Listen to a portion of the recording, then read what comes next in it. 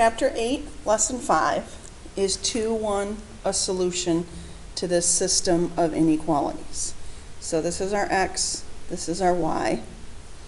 So is 1 less than or equal to negative 2 plus 4? Is 1 less than or equal to 2? That one is a yes. And is 1 less than or equal to 2 plus 1? Is 1 less than or equal to 3? That is also a yes. So grand total, that is a yes. 2-1 is a solution. It works for both of those. Number 2, if we put in an 8, is greater than the opposite of negative 6 will be a positive 6 plus 1. That is a yes. And is 8 greater than negative 6 minus 1? That is also a yes. So since this ordered pair works in both of these, that is a solution. The next 4 examples are graphing. We start out with y is less than or equal to 3. Since it's less than or equal to, we have a solid line. Y is less than, we're going to shade below. And that is exactly like we did yesterday. Y is greater than x plus 5. We're going to have a second graph on here. So our y-intercept is 5. Our slope is negative 1, down 1 and 1 to the right, down 1 and 1 to the right. And then you have dashed lines. And in this one, we want greater than that. So we want above that dashed line colored in. And then you have the section right here that's colored in with both of them. And that is all of our solutions. Number 4, I'm going to graph the second line first. Y-intercept is 3. Your slope is 4. Up 1, 2, 3, 4, and 1 to the right. We're a little bit off the graph. Whoops. Our dashed line, and if you ever forget to draw a dashed line, just do something like that. And this says y is less than. This is your smaller side. So you want the smaller side colored in. With the first line, we're going to graph that by intercepts. If x is 0, 2 divided by 2 is 1. And if we cover up our y, and our y is 0, 2 divided by negative 3 is a negative 2/3. So 0, 1, negative 2/3, 0. This time, it's a solid line. And this time we can't do that greater than or less than thing. We have to test the point 0, 0. Is 0 plus 0 bigger than 2? Is 0 bigger than or equal to 2? It is not. So we do not want the 0, 0 side colored in because 0, 0 is not a solution. So we want this side colored in. And then you have this section right here that's colored in with both of those. Number 5, y is greater than negative 2/3 x plus 3. Here's your plus 3. Slope is negative 2/3, down 2, and 1 to the right. You have a dashed line, and you want y is greater than.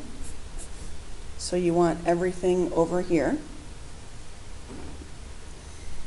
Second one, I'm going to subtract 2x from both sides. And then you have y is less than or equal to negative 2x. So you put your 0 here, down 2, and 1 to the right. You have a solid line colored in. And since you want y is less than or equal to, it's all of that side colored in. And you'll notice there's no overlap. So right here, there is no solution. Number 6, y is greater than 3x minus 2. So our y-intercept is negative 2. From there, we go up 3 and 1 to the right. And we have a dashed line. Y is greater than 3x minus 2. So since it's greater than, we're going to have this section right here colored in. Our second line, we're going to graph with an ordered pair. If x is 0, y is 6.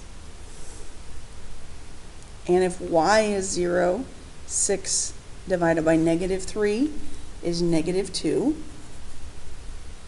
So you have 0, 6, negative 2, 0.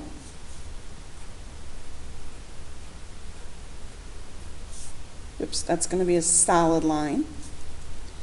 And we need to test the point 0, 0.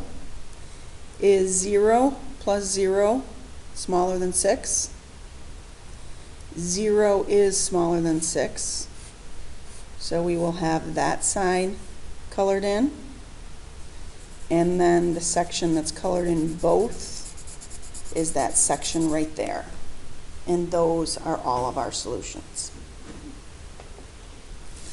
Number 7, it's kind of hard to see, but this is the section right here. It's colored in both colors. And what I like to do with these is write y equals mx plus b, because that reminds me of the two numbers I'm looking for, the slope and the y-intercept. Right here is my b, so that's a negative 2. And the slope for this line is down 1 and 1 to the right, down 1 and 1 to the right. So that is a negative x. You've colored in above that line, so that is a y is greater than. Right here, our y-intercept is a plus 2. And you kind of have to watch down this line and see where they cross, or where this line crosses at a even x and an even y. So that's 1, 2, 3, 4, 5.